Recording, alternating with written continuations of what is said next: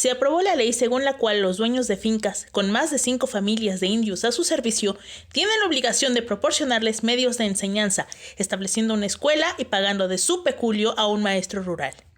Mi madre dobla el papel y sonríe con sarcasmo. ¿Dónde se ha visto semejante cosa? Enseñarles a leer cuando ni siquiera son capaces de aprender a hablar español.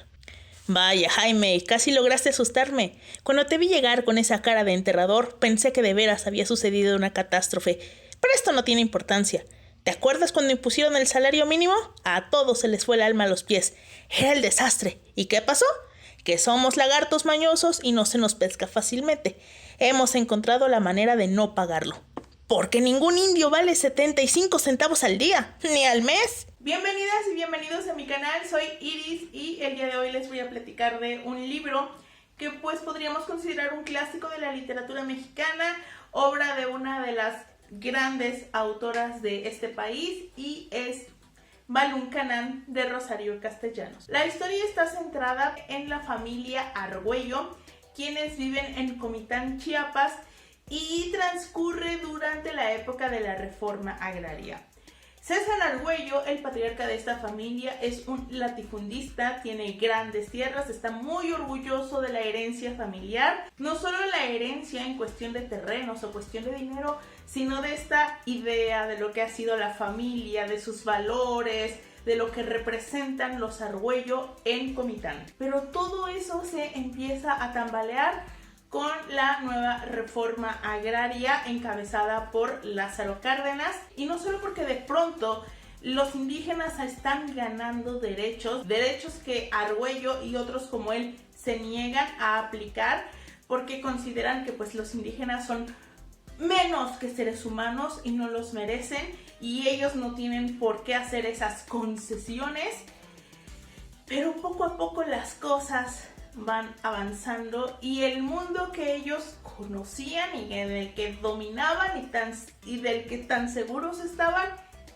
empieza a desaparecer. Casi toda esta historia está contada por una niña, por la hija de César Argüello, y es a través de sus ojos que vemos cómo van evolucionando las cosas, vemos el racismo, el clasismo y el machismo de la sociedad comiteca y de su familia en específico. Rosario Castellanos es considerada una de las 3 mejores escritoras que ha dado el país, junto con Sor Juana y con Elena Garro, y Balún Canán pues es uno de sus libros más famosos y lleva un par de años en mi librero, como 3 o algo así, y nomás no agarraba valor para leerlo porque me intimidaba un poco, pero fue la lectura de marzo en el club Leer en Compañía y fue una gran experiencia, no solo la lectura en sí, sino poder intercambiar opiniones con las otras chicas. Y pues vamos a entrar en detalles. El libro me gustó mucho, especialmente la prosa y el cómo está contada la historia en la parte 1 y en la parte 3, porque el libro está dividido en 3 partes.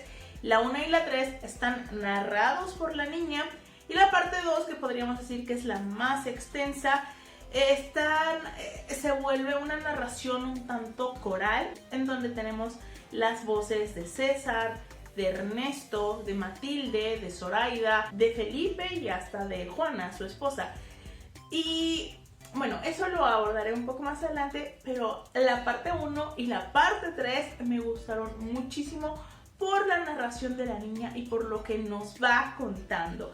Además, principalmente en la primera parte, tenemos mucho de estas historias y de las tradiciones de la comunidad Tz'etal, que es pues la que habita Comitán y son los indígenas bajo el control de César Argüello. El libro también aborda el machismo presente en la sociedad comiteca y en la familia Argüello, pero por momentos lo hace de una manera un poco sutil, solo con ciertos elementos para que te des cuenta de lo normalizado que todo estaba. Por ejemplo, la niña, que es la narradora, no tiene nombre. Sabemos el nombre del resto de personajes, pero el de ella no, porque ella no importa en esta familia. El que importa es Mario, su hermano, el heredero, el que representa la continuidad, por quien hay que luchar por conservar las tierras. La herencia de ella, ¿qué importa? Es una niña. El que importa es Mario. no solo es la falta de nombre de ella o los comentarios que le sueltan, la manera en la que ella tiene que educarse, sino el hecho de que ella pueda ver y contarnos muchas cosas,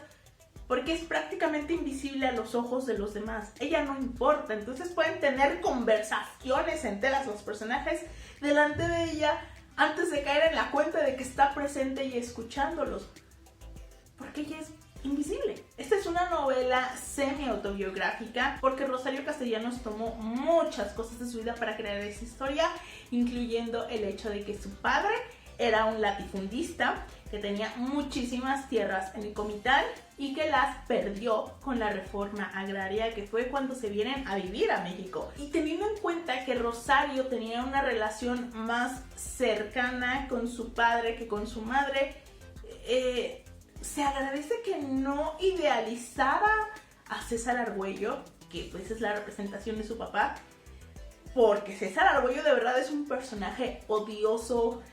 Hay un momento en el que pasa algo en la historia y lo gocé, porque qué horrible ser humano era César Argüello. Entonces se agradece que no cayera en la idealización, sino que nos mostrara a estos personajes que son bastante despreciables. El libro me gustó mucho, pero la verdad sí creí que me iba a gustar un poco más. Creí que sería una lectura de 5 estrellas y resultó de 4, porque hay una parte que a mí no me termina de convencer, y es la de Ernesto. Ernesto como personaje me parece una cosa muy interesante y muy bien llevada.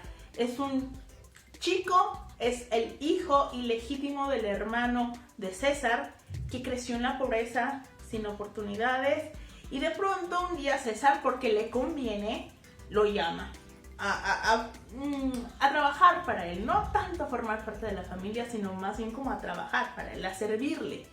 Y entonces en Ernesto está este deseo de mostrarse útil, de demostrar que él es un buen Argüello, de demostrar que él puede pertenecer a esta familia, pero al mismo tiempo siente desprecio por César y la envidia, porque su lugar era ahí, y sin embargo, debido a que su padre no lo reconoció legalmente, no tiene ningún derecho. Y toda la carga de desprecio ante los hijos ilegítimos.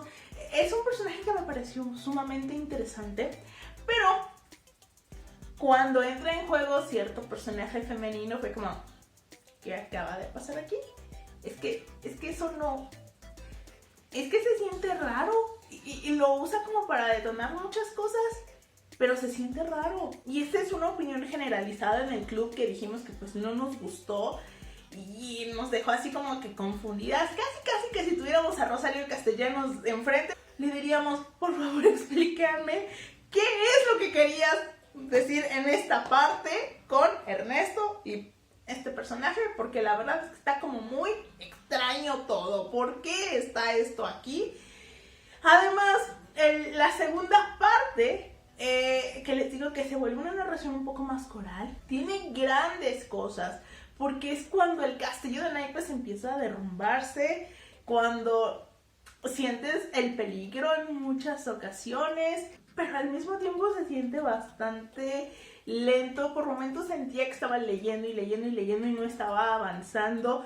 Me la pasé extrañando la narración de la niña, a pesar de que, como digo, tiene sus partes muy potentes, y entre más pensaba en ellas, más me gustaban, pero sí se vuelve un poco pesado esa parte. Extrañé mucho la narración de la niña, pero entiendo que por muchas cosas que pasan, pues era inviable que ella llevara la voz en esa parte, porque ¿cómo una niña iba a poder ver o contarnos ciertos sucesos? Que de por sí cuando ella narra, por momentos sí se siente como una voz un poco más adulta y no una niña.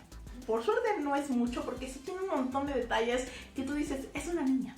El final también me dejó un tanto dudosa, porque es fabuloso cómo maneja el asunto de la culpa y de la sugestión, y cómo sabes a qué punto va a llegar, pero cómo te va llevando. Sin embargo, al mismo tiempo se siente como que ese final se desprendió un poco de la historia.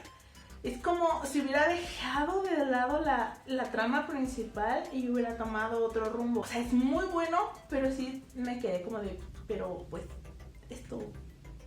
En fin, les comentaba que esta es una obra semi-autobiográfica, entonces voy a dejarles en la caja de descripción un texto que encontré sobre este hecho, en donde mencionan muchas cosas de la biografía de Rosario Castellanos que cuando tú lo lees después de haber leído Balloon Canal, cosas terminan de cuadrar. Digo, no es que quedaran como en el aire, pero si dices, oh, entonces esto es por esto. Porque algunos sucesos no son exactamente iguales, pero sí es clara de dónde la sacó. Este texto termina como de redondear todo y lo voy a dejar en la caja de descripción. En resumen, a pesar de esas cosillas con Ernesto y con la parte 2, el libro me gustó bastante. Eso fue todo por el día de hoy. Muchas gracias por verme y espero que me acompañen en el siguiente video. Adiós.